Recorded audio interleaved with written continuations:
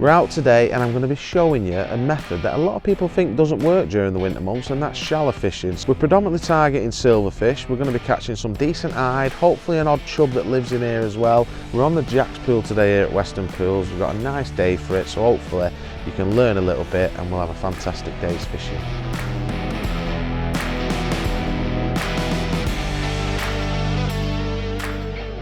When it comes to starting on this line, it's not actually a line I like to start on. I like to prime this line up, get the confidence of the fish going, get them feeding, get them competing, and hopefully they'll come higher in the water as they feed more aggressively, and then they become easier to catch. Loose feeding maggots is a brilliant way of attracting them. Don't need to put any bait in to start with. I'll just start my session loose feeding that line, and time wise I like to give it around about 30-40 minutes before I have a look on it. Eyed are a really greedy fish, and when you're fishing this line, you generally find that you can see odd swirls, you can see odd fish flashing, especially on venues that are clear like this, and the fish will come up to like 12-16 inch deep. You sometimes see an odd fish flash. They're the signs you're looking for. But even if you haven't seen any signs of fish on your long line, if you've give it 30-40 minutes, it's time to go and have a look. So timing's really important with this, but also keeping the eyes peeled, looking for any little signs of fish movement, fish flashing, swirls, anything like that is a telltale sign to go on it. One thing I would say, if you see a swirl after 10 minutes, that's too quick.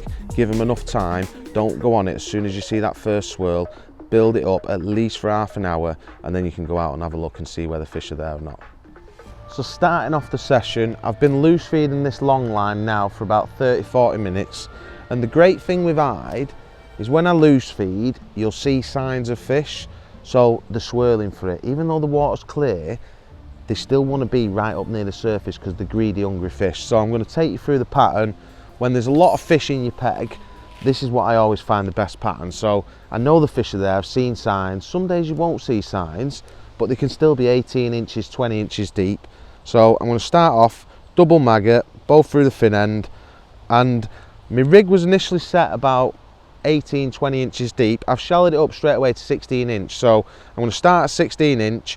I've got one shot underneath my float and then two little droppers down below it. What I like to do is put my bait on my hook, have it ready to go.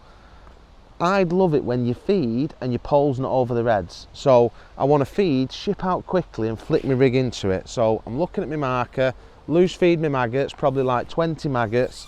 I'll ship out there, and I'm expecting a bite as soon as my rig hits the water, so I can see them boil there. I've seen a swirl there straight away. That is typical of your first 20-30 minutes when you're eyed fishing. You're going to have the fish competing, and you want to try and make the most of that first 20-30 minute period while they're really good, because they will thin out. They'll either drop deeper or you'll just catch a few of them and spread them out. So I always like to get into that pattern of when the fish are happy and they're feeding, feed, ship out, flick your rig in. It's actually quite a nice fish, which you'll generally find. The fish are always sometimes a bit bigger to start with because they've not been caught. And that's like £1.5. Beautiful looking fish. Hooked in the top lip as well, so that tells me that I'm not too deep. If I start hooking them in the bottom lip, it's a classic example that you're too shallow, that you're too deep and you need to shallow up. Eyed are really aggressive feeders, so you have to feed quite a bit of bait to get them going. It's not about volumes of bait, it's more about regularity, and I like to feed around 15 to 20 maggots every sort of 20 to 30 seconds, so there's constant bait falling through the water. I've got about 5 or 6 foot of water here. I want to basically be imagining that my maggots are hitting the bottom and the next pouch full of maggots is coming through. So regular feeding is key here. So what I like to do, get into that rhythm, put my pole together, pick up my loose feed. Don't be feeding loads and loads of maggots at this point. You don't want to fill them fish up. They're there now. Just need to feed a few to get a bite. I can flick that rig in, keep that line tight from your float to your tip, pick some more maggots up. So I missed an indication there. The amount of times though you'll ship out after you've fed and you'll get one, like as you flick your rig in, is unbelievable. And it's because your pole's not there, it's not above their head. They really like that. So a few missed bites there. I might have to shallow up even more to start with. So I've got one eventually. But when I'm at the right depth, I'll basically go in, flip my rig in, and I'll hardly miss a bite. The fish will just take it because they're so hungry. What might be happening at the minute is they're shallower than even 16 inch, which is incredible thinking how clear the water is, but I can see the fish coming up. I know they're hungry. When the weather's colder, it's a brilliant method to fish. It keeps you busy, you're getting loads of bites, and you're chasing the fish up and down in the water layers. You're feeding regular, and on them cold wintry days, it's just something that keeps you active, and you're going to get plenty of bites doing it. So that's hooked nicely. It's in the top lip, you can see there, smacking the top lip, which would tell you that you're not too deep, but I'll have a few more chucks. Might just be because I've started the session, I've not caught a few, that you miss a few bites and things like that. So I'm not going to change depth just yet, but it's something that's already going through my mind. I don't want to be missing 2 or 3 bites before I hook one. If I get my depth right, I'll be able to flip my rig in and it'll go on the drop. So again, maggots, feed, try and get into that feed nice and quick. So I'll ship out there, flip my rig past, get my pole tip in position, so if I get a bite, I've only got to lift up like 2 or 3 inches. Pick my catapult up ready to feed again.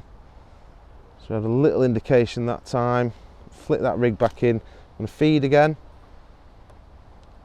So I didn't actually get one as I flicked it into the feed that time, but hopefully it won't take long. If I don't get a bite, I can just give it a little lift and drop about 4 inches. My bait's falling back through. Again, if I don't get a bite, loose feed a few. I need to keep a steady stream of maggots going through now. So a little lift, drop, just a 4-inch lift and drop. You can see me float, just cocking back through, and that fish has took it before it's settled. And that's what, when you hear people saying on the drop, that's exactly what I mean. My rig's not even settled up fully, and that fish has took it. So all I really need to do now is keep that loose feed going in, keep them fish interested, keep the competition there, and then the main thing is me staying in touch with these fish. So if I start missing too many bites, the fish can actually be deeper or shallower. So don't always think when you're missing bites, it just means the fish are shallower. Sometimes they can drop down and they're not confident where you're catching them. So putting a bit of depth on, all of a sudden you start catching them easier. So I've got to stay in touch with the fish, keep that loose feed going in, and until my peg changes, i.e. I slow down on bites, if a depth change ain't the answer, I'm still going to keep feeding maggots regular. I'm not going to cut my feed back, I'm not going to try and up my feed. 15 to 20 maggots is normally about right, because I'm looking to get a shoal of fish competing. I don't really want to cut down on my feed and try and make them starve them onto the hook. That never really works for me. So it's just a case of repeating the process now. It's quite simple fishing, but it's all the little factors that make a difference. Having that longer line so you're not spooking them, feeding before you're going out, so I can feed my bait. And like I said, the amount of times when you'll flick your rig in now, and because your maggots have gone in with no pole tip over the head, the amount of times there, look at that as a perfect example, they're sat there waiting, your pole tip's only over their head for literally seconds, 10 seconds, and you've got it back away from them. It's why the waggler can be so successful over the pole in the colder months, is because they're not spooky. Whereas with this, you're trying to keep that pole away from their heads as long as possible. The long line helps that, and you can catch some mint-eyed like this. I mean, he's over a pound, still fighting a little bit. You can see there, he's probably a pound, pound and a quarter, hooked nicely. One of the best ways to get your feeding tight is obviously by using a catapult. For me, there's only one catapult I use for this style of fishing. It's the Guru Light, the one with the orange elastic. For me, it's got the perfect pouch. It doesn't fold the pouch when you're loose feeding, which means that you can get your maggots really, really accurate. And another thing that I do is I have it on the tightest possible setting. That just means that it's got lots of tension in it. You don't want it where it's too baggy and floppy. You tend to find that it's not as accurate. So by having it on the tightest setting, I find loose feeding at 13 meters keeps me spreader bait really, really accurate.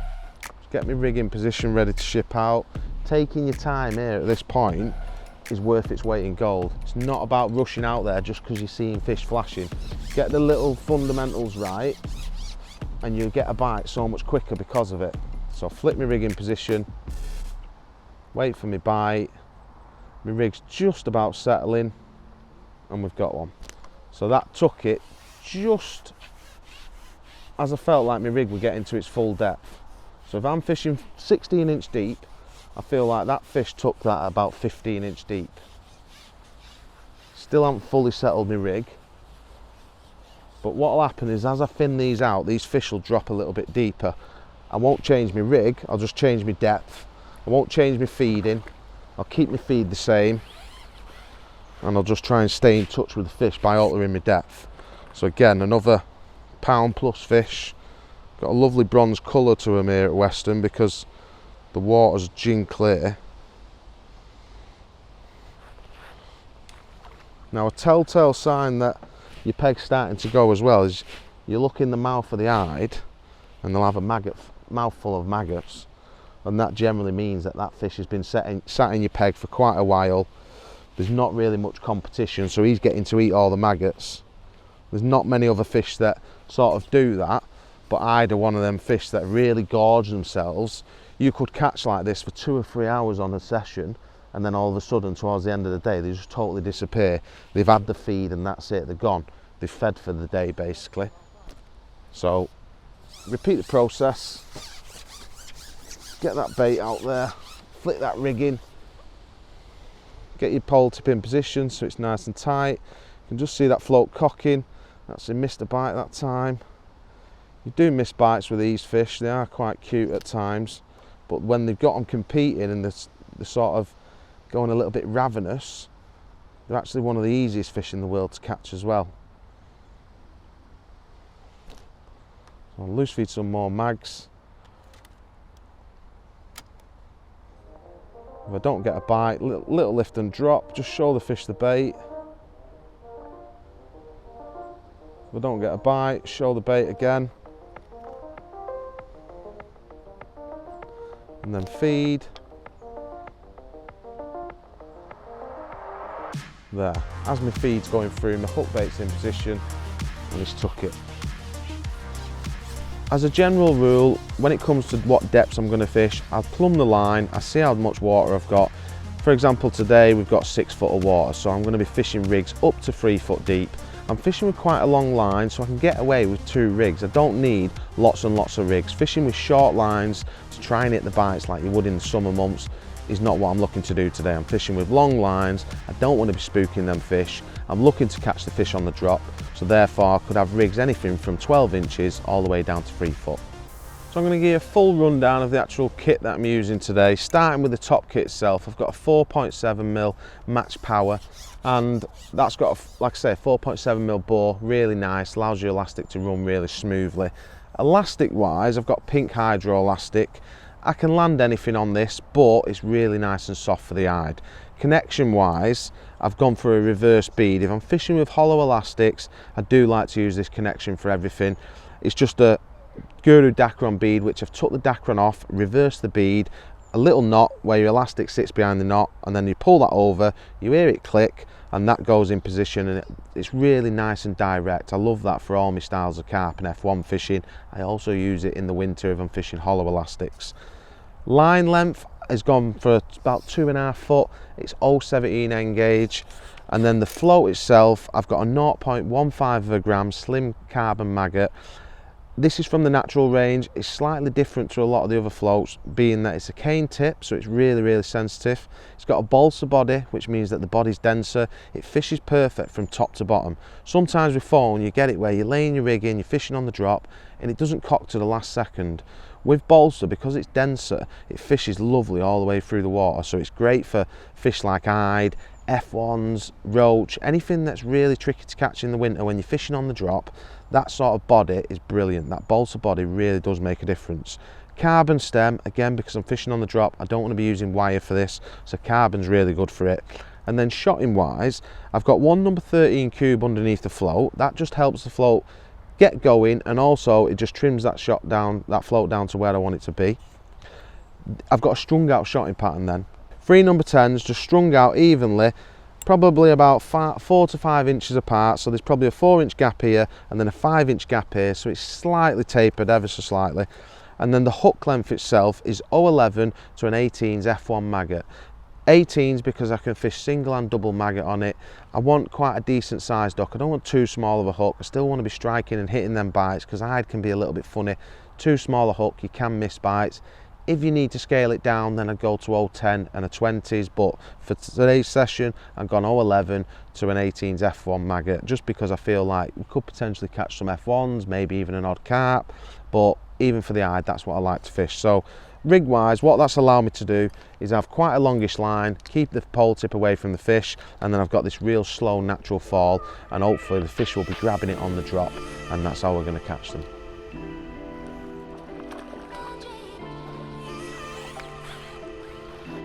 It's actually a chub, that one. You can see there, lovely chub. Just shows it's not all about the hide. Other species will come into it as well. Chub are very similar to hide, to be fair. They feed in a very similar way.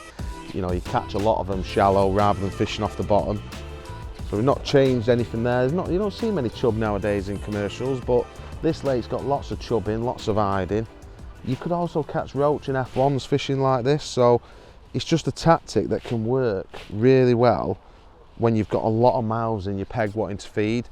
You know, if I was fishing on the bottom now, I'd struggle to catch the hide because they want to be up. I'd struggle to catch the chub because they want to be up. And the big cute F1s, sometimes they want to be up. The roach want to be up. It's not until it goes really, really cold that the fish then want to start feeding on the bottom. So even going into the cooler months, don't discard shallow fishing. It's a brilliant way of catching fish. And all you need is a few pints of maggots, be loose feeding regular, working the depths, fishing on the drop with that real light rig that's falling through and catching the fish's attention. And it's a simple way of fishing. You literally need a few pints of maggots, a catapult, and a nice light strung out rig, and you can have some of the best days fishing you'll ever have. So I've fed my maggots again, flipped my rig in position.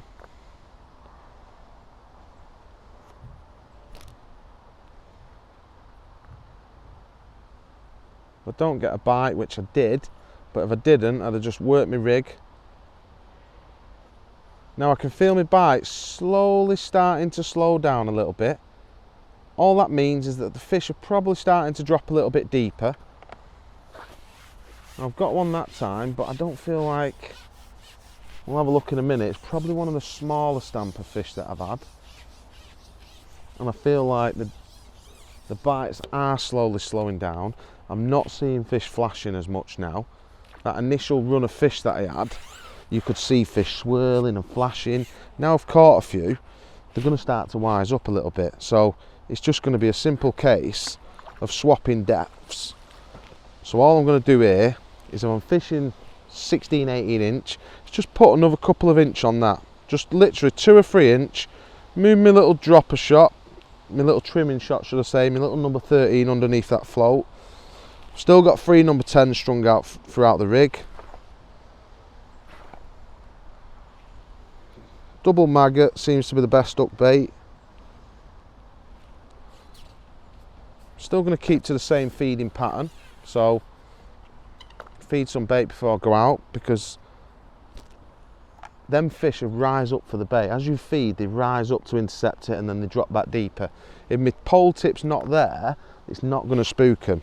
So by feeding and then shipping into it, hopefully now just putting that couple of extra inch on, flip my rig in, and it might just get to the depth where the fish are at, and then all of a sudden I start getting bites on the drop again.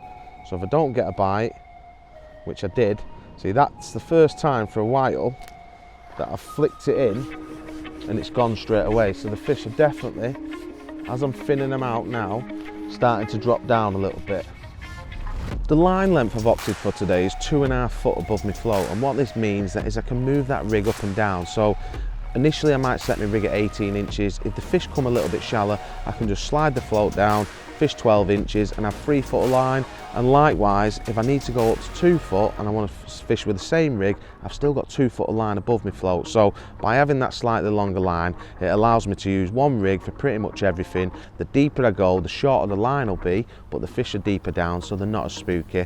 But when I'm looking to catch around 18 inches deep, I think about 2.5 foot's a nice amount of line. You can control it nicely, it's not too short and it's not too long if it gets windy where the rig could be blowing about because you've too much line.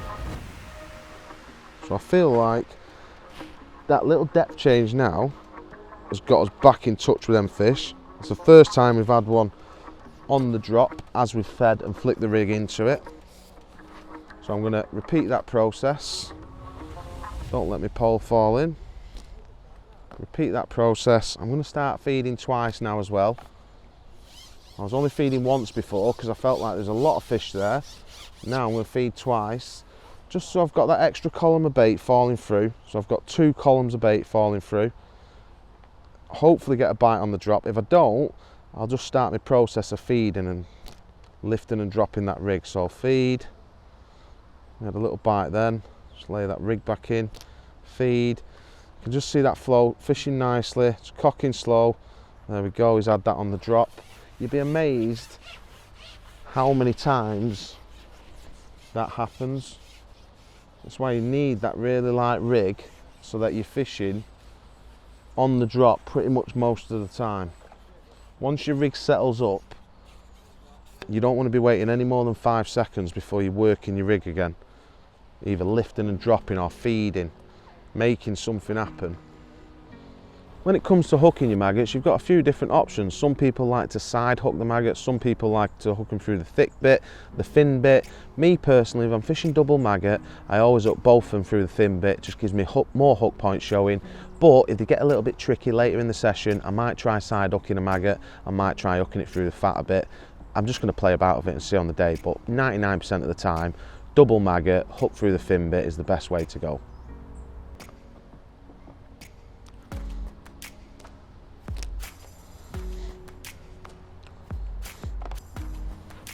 There's another one to finish the session off. I hope you see though how easy this type of fishing can be. Like, eyed a ravenous fish, you've just got to stay in touch with them. You know, I've had to go a little bit deeper throughout the day to stay in contact with them, but to be honest, they're not going much deeper than sort of 2 foot. They're still up near the surface, they're still hungry for the bait. That's a nice fish to end the day, probably another pound plus. Hooked nicely in its chops. Got another mouthful of maggots as well, so he's definitely, we're coming to the end of the feeding spree, I would say, at the minute, because when they start having lots of maggots in the mouth, it generally means there's not as many there. But by going that little bit deeper, probably at about 2 foot now, if you remember we started the session about 16 inches deep, if I just hook that up, yeah, I would say about 2 foot 2 inch there, probably 26 inch deep.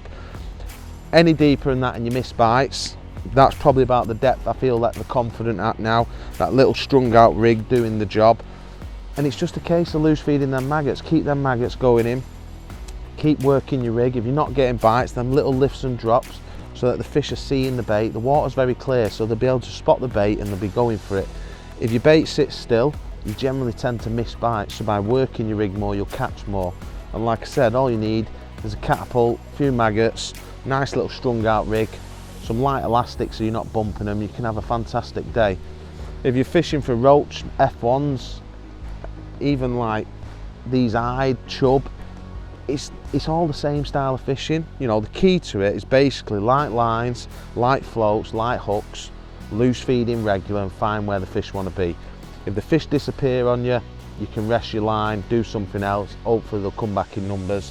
If not, and they totally vanish, don't forget to try underneath on the bottom, because sometimes there'll be other species like barbel, skimmers, any type of silverfish, F1s, carp, there could be anything down there. So maggot fishing, very simple way of fishing. Hopefully I've given you a few tips.